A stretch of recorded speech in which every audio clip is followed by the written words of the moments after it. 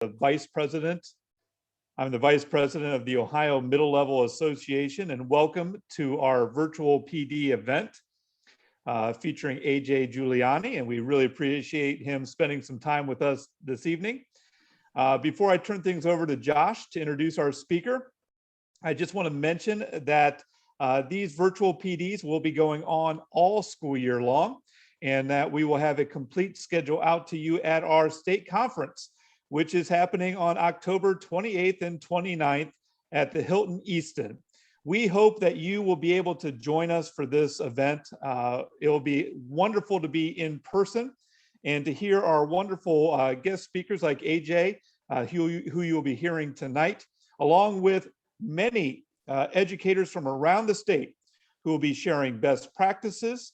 And really, what's really interesting about the conference is the networking that is going on. So we hope that you'll be able to join us, learn a few things, collaborate together, and celebrate the middle level. Hey, with that, I'm going to turn things over to your host and moderator tonight, Josh, who will introduce our guest speaker. Josh? Thanks, Rob. On behalf of the Ohio Middle Level Executive Board, I'm super excited to be here tonight. Yes, back at school, and yes, still in a tie. I'm a little jealous of AJ not being in one, but that's cool.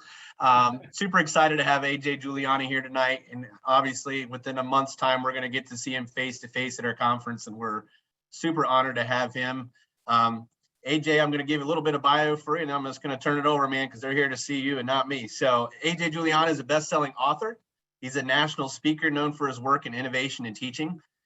He's a speaker and consultant, a facilitator at the University of Penn's Penn Literacy Network, author of 8 books, of which I'm very familiar with. I love his work. I love seeing his stuff come through my email every week. Follow your blogs and your Backwards podcast. Also appreciate you're also a dad to 5 crazy kids. So without further ado, our OMLA 21-22 conference keynote speaker, AJ Juliani. All right, awesome. Hey, thanks for having me. I've been doing a lot of these webinars over the past couple of years, if you can imagine, right? I think we all have been in Zooms for the past couple of years. And so I love fast pace, lots of things at you, leave you with something to kind of chew on that you can use, that you could take and implement in your school, in your classroom right away. I'm going to spend a little bit more time at the conference talking about me, myself, giving some background, some stories. But on the webinar, I really want to give you some actionable things that you can kind of get into. So I would love for you to, I see people sharing out where they're from, what their role is. I have taught across the spectrum, but I started out as a middle school language arts teacher and spent a long time as a middle school teacher. I coached middle school football and lacrosse for 7 and 10 years respectively. And now my oldest child is in middle school. She's in 7th grade. So I feel like I've come full circle in what this is all about. And one of the things that we do all the time, and it's just the first strategy, and I do it with adults, but I do it with kids all the time, is we do quick check-ins, all right? So I'm going to share 4 things today, but this would be a bonus 5th thing that you can do to engage kids and kind of quick things. So we like to do SEL check-ins. How are you feeling? All right. So if you put in the chat right there, let me know how you're feeling on either a scale of Nicolas Cage or a scale of animals. Pick your poison. All right. And if you put bees, we're going to try to change that. All right. If you put bees, we're going to try to change that today. But this is one of the things that we do with our middle school students all the time. In fact, we have them create these. And then each day we start off the class with one of them sharing theirs with the class and getting to see where kind of people are, right? So I would love you in the chat right now. Just let me know how you're feeling. I would say I'm feeling a little bit of an 8 right now, turned upside down, lots of different things going on in life, but I'm still smiling, right? They can't knock me down as well. So this is something that we do with our kids all the time. And I love doing it with adults as well, because whether you're in person or virtual, just doing a quick check-in, seeing how people are feeling is sometimes some of the best things that you can do. So I kind of told a little bit, yes, the face that the koala is making there, number 2. I'm feeling it as well, especially if you ate something recently, right? You know, people having a little late dinner or something like that. I mean, he's still in a tie in school. I feel like you got to take that tie off, All right, loosen it up a little bit. Feel good over here. Yes, you can definitely mix and match 2 and 8, the koala and the panda as well. Matt feeling a little meh as well. So you see when the room shares how they're feeling, these conversations start, right? The key to any type of innovation, engagement, empowerment is relationships and building that. And this is just one quick way to kind of get that going. Everything that I'm going to be sharing today, just again, quickly, things that you could take and use fall under Zaretta Hammond, who wrote Culture Responsive Teaching in the Brain, her culture responsive lesson structure, right? Which focuses on igniting, then chunking, then chewing, then reviewing. And the reason I like to share this is because it doesn't matter how much attention you're getting from your students unless it's connected to the learning, right? So we can always do wild and wacky stuff, show all kinds of things, but unless it's connected to learning, it doesn't really matter. And so we're going to share a number of different things today. In fact, I'm going to share 4 specific strategies that I like to use all the time when we talk about engaging students. And here's why engagement is so critical right now. This poll was done before COVID hit. All right, so 2016, 1 million students surveyed. And each year they're in school, the level of engagement drops. This is directly from students, right? 1 million students. 7th, 8th grade, we're already dropping. As they get older and older, school starts to be something that they don't like and the engagement isn't there. In fact, what the students said was this, blue line right there is in the last 7 days, I have learned something interesting at school. Green is I have fun at school, and red is at the school I get to do what I do best every day. And so the strategies I'm going to be sharing with you are just things to really kind of take that, turn it on its head, and think critically about engagement in terms of what that looks like. They're all going to be focused on these areas, right?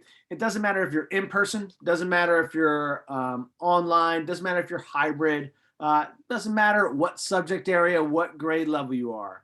If we have learning that is social, that is human, that is meaning-centered, that is language-based, then guess what?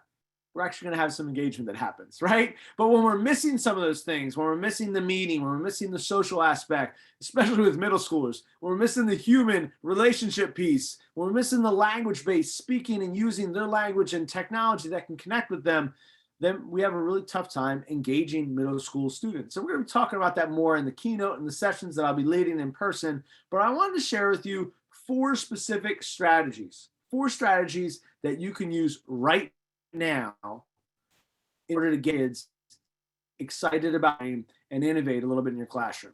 The first one is the discussion game. How many of you have had this problem in class where you're talking and presenting to students and you've got 3 kids that put their hand up like this? Anybody have that problem, right?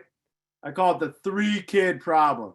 It's the same 3 kids talking, not necessarily the 3 kids that you want talking. All right, so we have that problem all the time, right? They always have something to say. So what we do is we do this thing called the discussion game, and it works in person or virtual. Every kid comes in, they get an envelope on their chair, and basically the envelope has a pink card, a green card, a blue and yellow card, and a red card. Each card is worth a point, except for the blue and yellow cards are worth more because you got to back those up by evidence. Each kid gets to play 1 card at a time, and the discussion is really driven by the students. They get to own the conversation. The teacher can open up the discussion, and then kids raise their card, and the teacher calls on the person on the card, and they share. I feel in this part of the story, the character's really upset. Then another person raises a red card. Well, why do you think they're upset? Because it seemed to me that they actually were angry. Another person raised up a blue card. Well, I know that they're upset because it says on this page, 32, that the character is et cetera, et cetera, et cetera. As they play their cards, they put them in their envelope, and they can't raise their hand if they played their cards to try to get everybody involved. This discussion game is so much fun that I've done it with AP high school seniors. I've done it with plenty of middle school classrooms, and I've done it with elementary classrooms as well. It is simple, it's effective, and the key is to get kids owning the learning.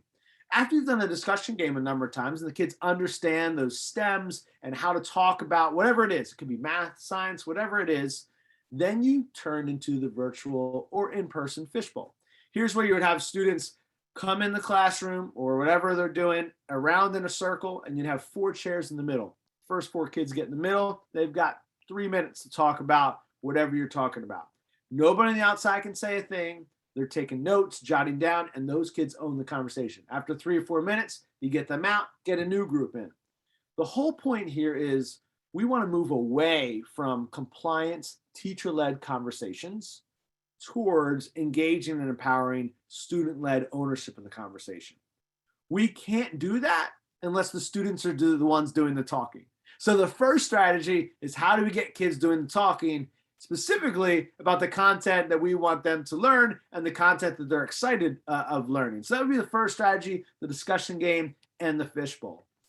The second strategy would be a better bingo. And this comes from John Meehan. I love this strategy, something that he shares all the time, that when he's starting a new unit, the way that he front loads a new unit, or if he's reviewing a unit, the way that he checks for understanding is by doing a bingo board, right? A virtual bingo board where they really kind of focus on, hey, what does this actual look like in terms of whatever we're talking about? So either front loading it or reviewing. So you have the instructions. The kids all have a board, and on the board, it looks like this. They have different icons, right?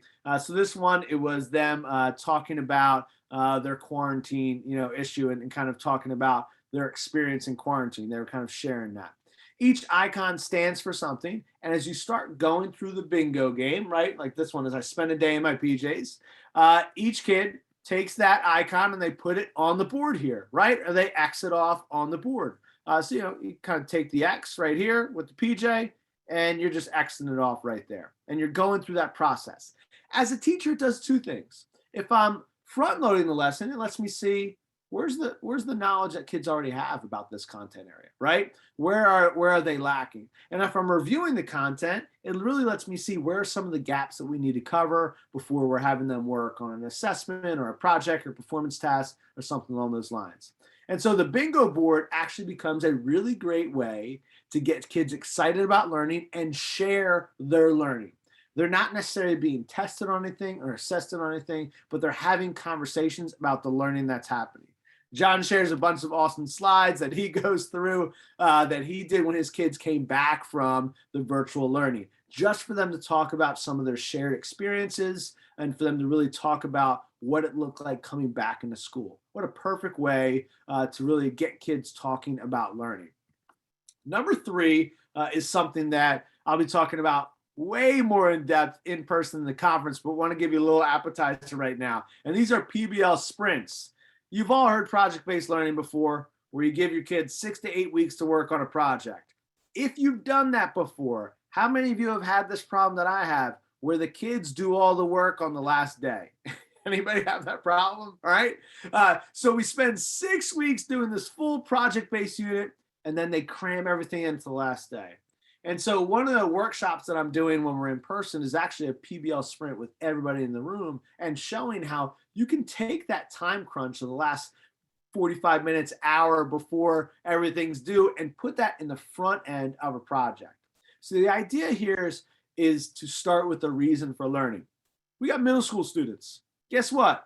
They've all got these in their pockets, correct? They all have a million things to pay attention to that is not the learning in our classrooms, right? And those things are buzzing in their pocket 24/7. There is no BRB. There is no be right back. They're connected 24/7 to 4 different social networks. Now, it'd be very nice if we could just say, oh, they turn off their phones and all that goes away. But you all know that is not how the middle school mind works, right? They are connected in that social way. And so when we try to get kids to pay attention just through carrots and sticks or just through compliance, we're almost always going to lose to curiosity, interest, passion, those things that they care about in their daily lives. So flip the script. How can we start with a reason for learning? And this is where project-based learning comes in. Because for project-based learning, you can start with a problem, a challenge, an inquiry, any of those things. In fact, John Spencer and I talk about in our book launch a number of different reasons to start the learning process. You could start with a problem to solve. You could start with making a physical product, right? We just had a group of kids make a pinball machine to learn about physical science. You could have a digital project. We had kids create a community blog to share their writing and their learning instead of just writing 5-paragraph essays, right? You could create awareness of an issue. We had a whole group of students that created a whole campaign for recycling in their community because they figured no one recycles. They did the research and no one recycles, including many of their own families and friends.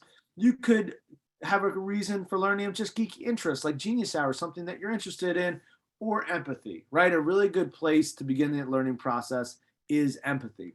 But once you start with the reason for learning, then we can focus on what students are going to learn. The reason is the hook. If we just start with the standards, it doesn't matter how many standards you hit. Unless we have the attention of the students, standards are worthless. I say that all the time, and people act like it's blasphemy. And I try to say, I get that standards are important, but they literally don't matter if the kids aren't paying attention. They actually don't matter if they're not paying attention. And so let's focus first on a reason for learning, then focus on what students are going to learn along the way. So there's a lot of different examples that I'll be sharing out with you. I'm going to kind of share some just real quick on the screen right here. And during the conference, you're actually going to get access to all of these projects. I'm going to be giving you actually over 400 different pre-made projects that you can use, tweak, make, modify in your classroom in every single subject, right? So for English language arts, there's ones that are like a press release where they're creating something for the media and they actually share it out with the local news network.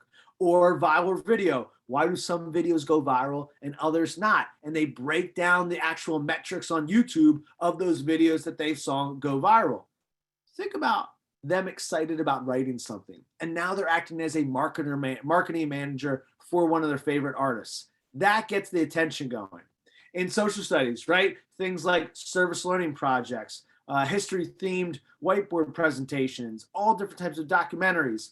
There's so many different ways to get kids excited about the learning process and still have them learn, right? Much better than going through a textbook, asking a question, and seeing the same 3 kids raise their hand as we move through our PowerPoint, right? That would be the difference of kind of what we're looking like. Even in math, there's so many different things to do in math, creating, different types of math board games, eco-friendly homes, scratch games. Some of my favorite ones that we've used is learning about fractions and division from Spotify in a song, using real Spotify plays to see how much money an artist makes. Kids are hooked with this stuff, right? They're locked in and learning math in that way. The Game of Life Financial Literacy Project, right? What is it like to really earn and manage your money? And it goes through all different ways, and they learn a lot throughout that process. In science, things like Mythbuster projects, science fair projects, these are the types of things that get kids kind of really motivated and engaged in the learning process beyond just the opening or ending, throughout the entire process. Each one of these things that I'm sharing out with you are just 2 to 5 days long, so you can kind of implement them in any subject, in any area, and they're not going to take 6 to 8 weeks of your time in your curriculum. With other subjects, you could do health and phys ed, design a sport that you could do with social distancing, create a fitness campaign for people that are in quarantine. All these different types of things are meaningful, social, human, and using the language of what kids are kind of working with today.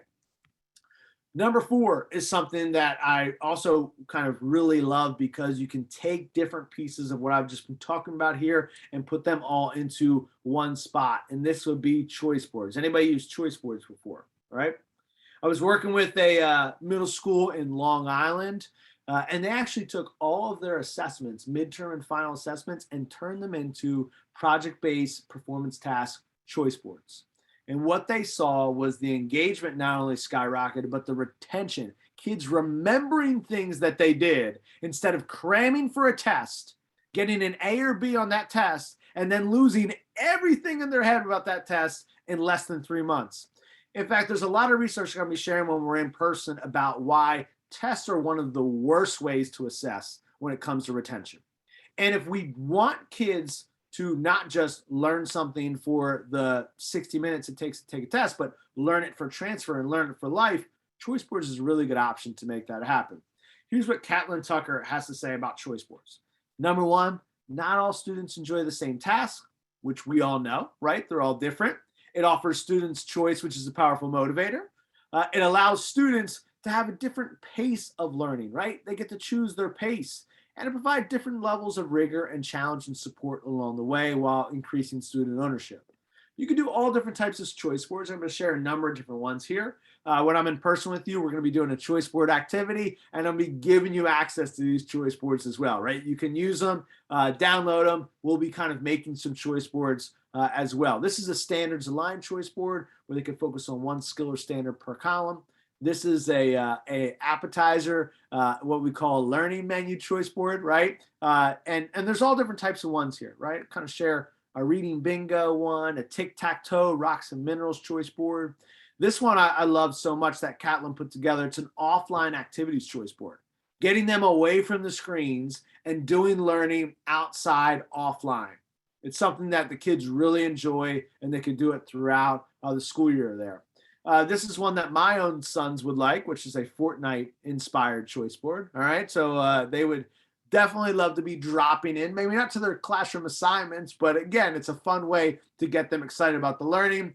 Here's another learning menu one. Have them choosing an entree and a side, an appetizer as they're going through that process. There's also ones where you can kind of really focus on just like, hey, let's take a topic like empathy and create some different choices based on that topic as well. The key with all of these, right, whether it be the discussion game, or it's the PBL sprints, or it's the bingo game, or it's the choice board. But the key with all of these is that you could do them in person, you could do them online, you could do them hybrid, you could do them any which way. So if you have a kid that tested positive for COVID or had to go home and they're on virtual learning, you still could do it with them, right? We're all in these situations daily as educators. And so thinking critically about having flexible instruction, adaptable activities, that's one of the big things I'll be talking about when we're in person together and kind of sharing out some more of these strategies. Innovation in 2021 and beyond isn't so much the fancy, 3D printer, robotics things. It's about how can we get kids excited about learning and then in turn flip the switch so that they are the ones that are excited, learning, having their passion, their interests, their futures, things that are happening and impacting them right inside the school day, not outside, right? It's not like, hey, we're preparing you for college, career, high school, whatever it is, and then turning you loose. It's no, inside the school day, we want you to have the ability to go change the world, to impact your life, the life of others while we're doing this learning. That would be the goal, and that would be the focus. Big question I get all the time as I am kind of wrapping up here, and I'm going to leave some time for questions as well. I always want to leave some time for questions that people have, is what about my specific situation, right? I've got this one class that's like blank, right? My principal says this. Our curriculum is this, right? All these different types of things. And so I get it. I don't think that there's ever a book or presentation or PD that's going to hit your exact specific situation. But the goal here is if you could take one of those 4 strategies that I just talked about here and implement in your classroom, implement in your school, that's a win, right? That's what we want out of PD. I also think that as teachers, sometimes we put this pressure on ourselves that we have to be the chef, meaning we have to create everything from scratch ourselves, every single unit, every single lesson. Imagine if a surgeon said, you know what? I'm just going to do this heart surgery just by myself. I'm just going to create it from scratch this time. I'm not going to use best practices and things that other people have created. I'm just going to do it myself.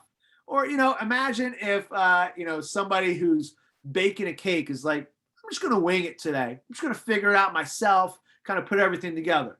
No, you're going to use recipes. There's perfect times where you're going to be a chef, but a lot of the time you're going to use recipes. You don't become a Michelin chef just by starting throwing stuff at the wall. You start by being a by-the-book cook, then cooking with unique style, then cooking with innovations, then becoming that chef. The same thing is in life, and the same thing is in teaching. Sometimes we need some pre-made things that we know have other teachers have done and work. Then we need to cook with our innovations and change it up and use our unique style. And then we can create things that we share with other people based on our experience so they can use that. In the education community, one of the best things I've seen is that social networks and online digital media have allowed educators to share resources like never before. And I'm going to be sharing a ton of resources on there in person with you all. Kind of just say, hey, here's some of the things I'm talking about. Here's what it looks like in practice. Go take it, use it, tweak it, modify it, and make sure that you don't necessarily have to start from scratch, right? You can start from a place of something that you know works, that other teachers are using around the country and around the world. And that would be the goal of what we want to do, is do things that work with kids. As I end today, I want to say that, you know, our goal really is always this new and better normal, right? Not getting back to the old way of things, but thinking critically about a new and better normal. And, you know, George Couros shared this in his book, Innovate Inside the Box with Katie Novak. And I just think it's so pertinent for right now, that resilience is about bouncing forward. Just doesn't mean getting back to normal after facing a difficult situation. It means learning from the process in order to become stronger and better at tackling the next challenge. That's what I hope for all of you. That's what I hope for myself, my kids, everybody that I'm in contact with. And that's what we're going to be focused on in person, is how can we do this? What does it look like? And what are some resources that can guide us along the way? I want to open up the floor to questions. I will be sharing out with you. I'll be sharing out the slideshow. Let me see if I actually have it right here. I could share it out with everybody so they can take a look. Yeah, here it is. I'll put it in the chat. Put the Dropbox in the chat. Everybody can get the slideshow.